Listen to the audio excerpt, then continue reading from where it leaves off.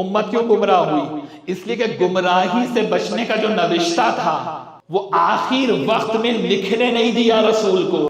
آج امت بحث کر رہی ہے نا کہ اگر قلم مل جاتا تو کیا لکھتے ہیں؟ کلیمٹی آف تھرسڈے، چلیے آپ کی زبان میں بات کروں، کلیمٹی آف تھرسڈے ہے یا نہیں؟ ہائے وہ جمعرات کا دن۔ اگر نبی کو لکھنے دیا جاتا اور ہذیان کا الزام نہ لگایا جاتا، امام بخاری نے 7 مقام پر اس روایت کو لکھا ہے کہ کہنے والے نے کہا کہ ہذیان ہو رہا ہے اور ہمیں حدیث کی ضرورت نہیں۔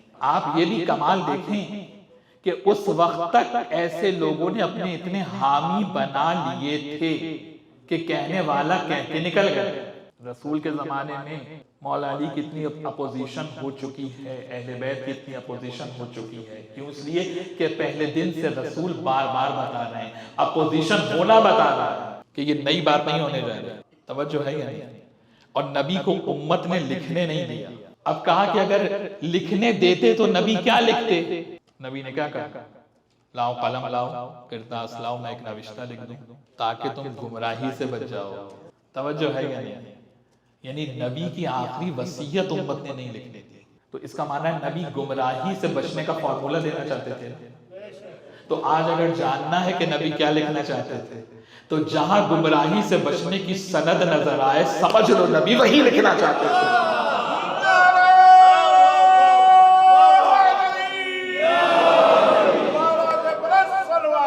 تو خود واضح ہے،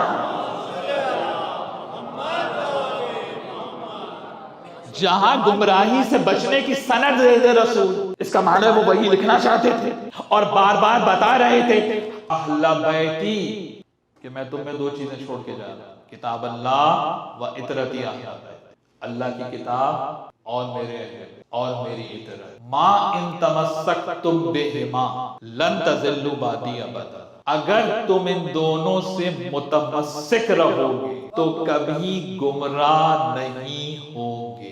اللہم صل علی محمد